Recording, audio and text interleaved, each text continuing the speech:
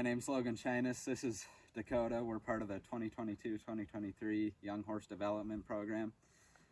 This would be my wild card assignment. This horse was my first yearling and I've ever trained, and so he's the first horse I ever taught to stand tight or halter break or anything like that. And I always had a hard time talking to everybody else about tying techniques and how to tie them for your first time, and so I thought that a good wild card point idea would be to help future young horse development program participants by giving them a step up and show them how I tied my colt for the first time.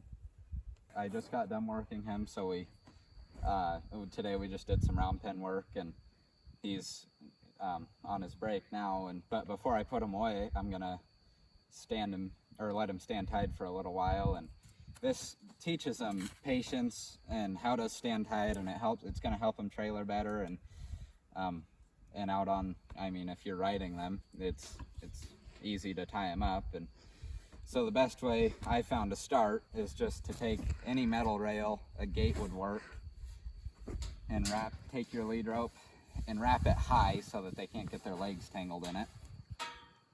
And just wrap it around there 2 or 3 times. And for the first couple times, a flat halter is a better choice than a knot halter, because they can get these knots if they pull back and hurt themselves a little more than a flat halter would. So usually for the first time, I've done it with several yearlings now, is I take it and just barely any pressure, so that if they pulled back, they would feel that pressure going forward and know that the release is when they let up. So for the first time, I mean, I can take this and it's just 2 or 3 wraps around a metal rail, and it's real easy to pull back. As you proceed with tying, you can do more loops, and so then they start learning that they need to just stand still while they're tied. And see, this takes just a little bit more pressure to pull, and then just drop the end and let them stand tied for a little while. You can go back and do whatever else you need to. You can go work your other horses or go do your chores, whatever you need to do, but just keep in the back of your mind that your horse is tied up and you need to keep an eye on him every once in a while. As for the pawing, just let them work their way through it. Eventually they'll get bored enough with pawing, and like he's doing right now, chewing on his lead rope and all the other stuff, that they'll just stand tied and wait for their next assignment.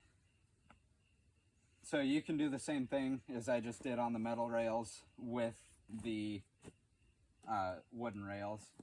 The only difference is you only want to do about 1 or 2 wraps, otherwise it'll grab too much and they don't get the point of release that they need. I built this a couple weeks ago. It's just a couple of treated posts that we drove into the ground and 1 rail that goes across, and then I got a couple of, these are called hitching rings, and then I made this part. You can buy these, so it's just a slip tie. Just make sure if you're building your own that you have plenty of room on each side. I measured out about 8 or 10 feet so that they have plenty of room to move around and pull back if they need to, and nothing that's going to get them hurt. But after you move past the wrapping, one of these is really ideal for any horse. You take your lead rope and you stick it up through, and then you take your pin and it just goes like that.